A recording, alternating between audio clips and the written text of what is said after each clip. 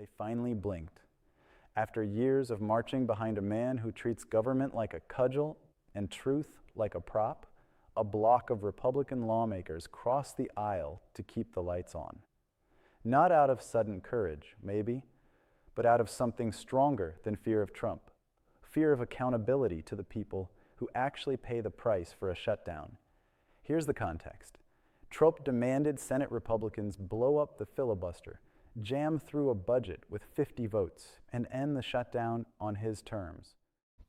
Donald Trump has been bad for Republicans. I mean, morally, but to begin with, but actually politically. I mean, in 2016, he eked out an electoral college win, but then Republicans lost 40 plus seats, tons of local offices in 2018, a whole bunch of state houses flipped. In 2020, Trump lost by 4.5 points, right? A one-term president. He's been an albatross for down-ballot Republican races when he is not on the ticket. Like in 2022, when everyone was predicting the big wet red wave. And remember, Republicans had a terrible night. I was sitting in this very studio. Much of that had to do with Donald Trump directly. Remember, he personally anointed a bunch of really terrible candidates, people like Blake Masters and Carrie Lake, TV's Dr. Oz, Herschel Walker losing a very winnable Senate race in Georgia. And then, as lots of Republicans realized that maybe Donald Trump wasn't the best person to lead the party, there was all this Republican momentum to find someone else to run 24. That was the Ron DeSantis moment. That fizzled out. So Trump got the nomination and he won. He won the popular vote. They won a trifecta. There is no one like Trump. His skills, such as they are, and they are real, are unique and not transferable. And so at some point, Republicans do have to figure out like what the party is without him. And Tuesday night serves as a good reminder as Democrats handily won up and down the ballot on both sides of the country, leading today's near perfect political headline, Donald Trump enters his lame duck era. Tim Miller is writer-at-large for The Bulwark. He's the former spokesman for the Republican National Committee, and he joins me now.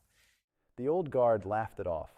House Republicans, about 100 of them, signaled they'd work with Democrats to fund the government and stop the bleeding. Why? Because the always obey routine has delivered loss after loss. Midterms squandered, winnable races thrown away, and a party held hostage by a single man's tantrums. This is what authoritarian politics looks like in practice. Use chaos to centralize power. Use disinformation to exhaust the public and threaten basic services to force submission. It's not strategy. It's sabotage. Tim, one of the things, the Politico article was specifically about the order coming from Trump to the Senate to end the shutdown by killing the filibuster and passing the budget with 50 votes. Personally, I think that would be substantively good. That's just me. But the quotes are just like, here's Mike Rounds, right? Upon returning to the Capitol, senators made it very clear they plan to blow Trump off. One GOP Senator, Mike Rounds, laughed out loud when asked about the anti-filibuster push. It is notable they seem like they'll do anything for love, but they won't do that. That this seems like a red line for them. Yeah, I mean, we'll see. There's a first time for everything, right, of them rebuffing him. I think that there are two things at play here. One is I think that these guys don't want to give up the filibuster because they don't want anything. Like, it's not like they have a lot of big agenda items they're dying to get passed. They can't get passed. I mean, all the things that Trump wants, he's going around Congress and he's doing by executive fiat. And, I think that a lot of the kind of lame duck old school kind of Republicans don't have like big agenda items or big plans. And so they're like, well, we're going to be around next time when the Democrats are around. They've got huge things that they want to get passed. And they might want to do Medicare for all or abortion, national abortion, limits or, make DC a state, right? And so like there's an imbalance there. So I think that's part of it. The lame duckness, though, that's an interesting question. Is that also part of it? Are they starting to prepare for a post-Trump future? I'm not ready to start sounding excitement alarms on that yet, because on the one hand, and it collides head-on with the rule of law, with independent institutions, with the idea that we argue, vote, and compromise inside the guardrails so the country doesn't break. Let's be clear about the human cost. Shutdowns don't punish the swamp. They punish TSA agents who keep us safe without pay. They punish small contractors who can't float a month of IOUs. They punish veterans waiting for benefits, families waiting for childcare subsidies, researchers losing critical time on life-saving studies. That's the reality MAGA rhetoric tries to drown out with noise. It's not strength. It's reckless power for power's sake. Who knows what Trump will try to do in 2028? And on the other hand, as long as Trump is with us on this mortal coil, he's going to be posting, and hassling these guys. He's not going to go to Midland and paint like W did, or kind of disappear. So I don't, it's not maybe quite as lame ducky as some of the other recent presidents. No, I mean, look, I want to be clear here. You would have lost a lot of money over the last 10 years betting for Republicans breaking with Trump, a lot of money, right? So I am not placing that bet. What I'm just thinking about in the wake of Tuesday is that one of the weirdest aspects of the last 10 months is this total suspension of political calculation. There's just this total idea that the party is him and he is the party. We are with him and he is everything. And there's no independent calculation to be made. Everything is subsumed underneath him. At a certain point, it's that first of all, it doesn't work electorally when he's not on the ballot, just in raw political terms, but also there's going to be something after him. And usually ambitious politicians start thinking about that sooner rather than later.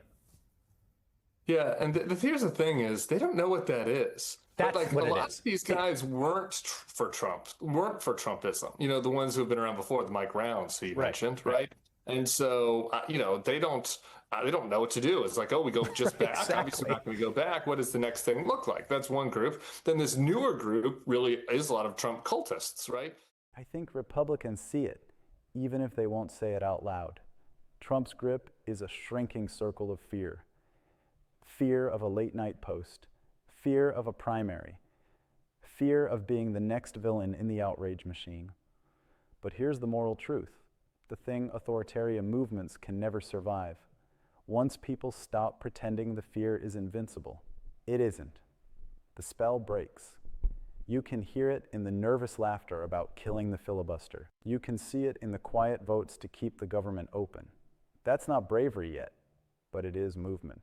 And so the question is, what does that hybrid version look like? And there's some that have tried to stick this out. Josh Hawley is tried to stick out a little bit of kind of a populist Republican future that's slightly different than Trump. But then anytime he gets out there on something, where he wants to be different from Trump, he backs down, right? Because, Trump still has total control of the party. So I think part of this is a lack of ideas. Part of it is that, they've gotten very comfortable over the last 10 years, just doing whatever Mr. Trump says. Here's one person who I think is innovating in this space, and I really mean this, is a person who I think is going to run for president and who is very clearly calculating what Marjorie Taylor Greene. Correct. Here she is on The View talking about the ACA subsidies. Take a listen. Democrats voted for the ACA in 2010. It went into effect in 2014. That was the year that we saw our health insurance policy for a family of 5 go from $800 a month to $2,400 a month. And I'll say this, we also watch health insurance companies drop out of the market, and healthcare costs have risen and risen and risen and risen. But I'm going to pick on Republicans. Republicans never fixed it. And then the ACA tax credits were passed in 2021, and there was a sunset date of the end of this year, and Republicans never made a plan for that. It is, I mean, again, I don't think there's some, conversion happening. She is clearly calculating some sort of space that isn't just the whatever Mr. Trump says space. It's interesting. This was interesting. You don't have to be oh, I'm a huge fan of Marjorie Taylor Greene now, or the scales have fallen for our eyes, or she's had a Saul of Damascus moment. Though what's interesting about what she's doing is she's offering what a pure right-wing populism would kind of look like in the form of what you see in European parties. Something that's more economically left or big government, but also culturally right. Yeah. And she's expressing that in a different way. And I think that's maybe what the party does end up looking like. Our job as pro-democracy citizens is to widen that crack with facts and pressure, defend voting rights so the public, not the loudest demagogue, sets the agenda, defend independent courts so the law, not loyalty, decides outcomes, defend a free press that calls corruption by its name, and demand leaders of any party choose service over spectacle. Accountability isn't vengeance, it's maintenance. It's how a free nation keeps faith with itself. Tonight, a shutdown was averted because enough people remembered that. Keep going, keep the lights on, keep the truth louder than the lies.